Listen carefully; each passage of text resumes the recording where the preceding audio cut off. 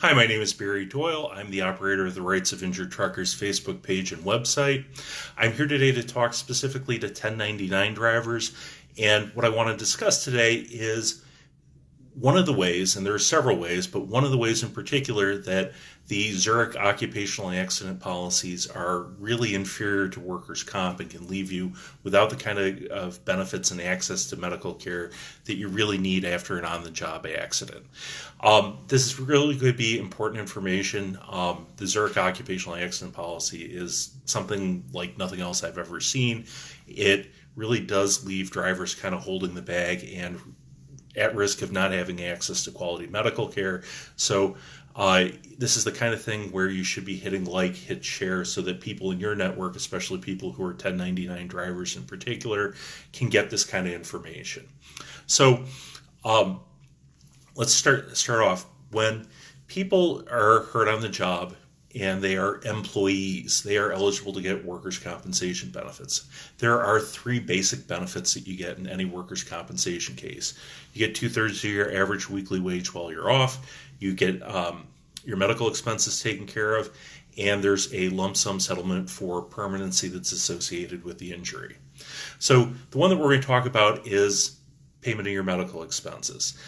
With workers' compensation, you are entitled to have your employer or their workers' compensation insurance company pay for accident-related care that is reasonably necessary for you to recover from your injuries and to get back to work and doing the things that you like to do in life.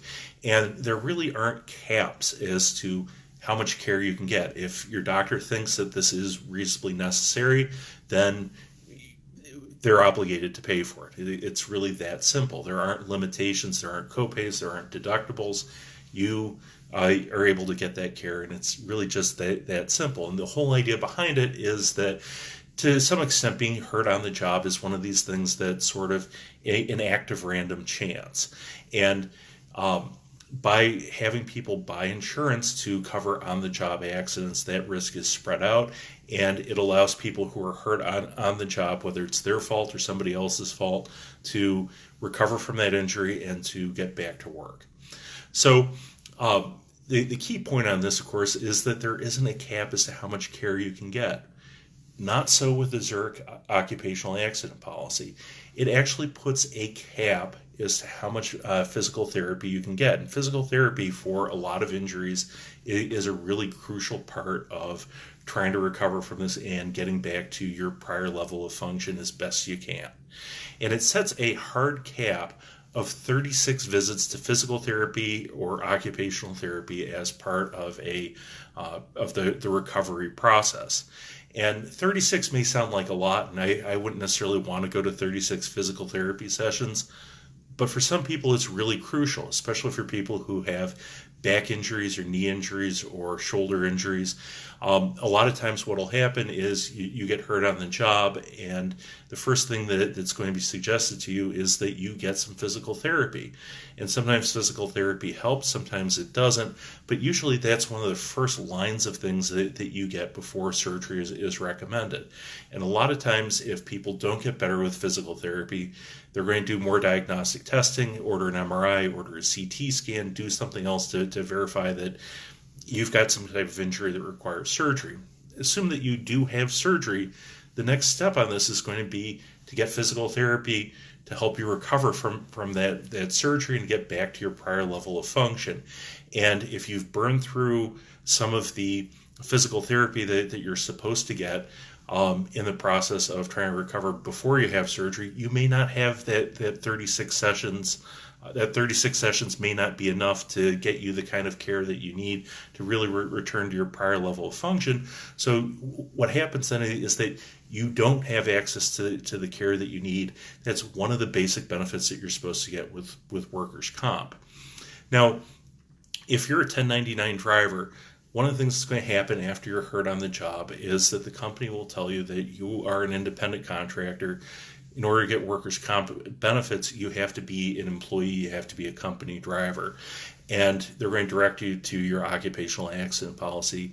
And the fact of the matter is that the Illinois courts, when it comes to workers' compensation, look to the substance of the relationship between the employer and employee, or the independent contractor and the person who hired him.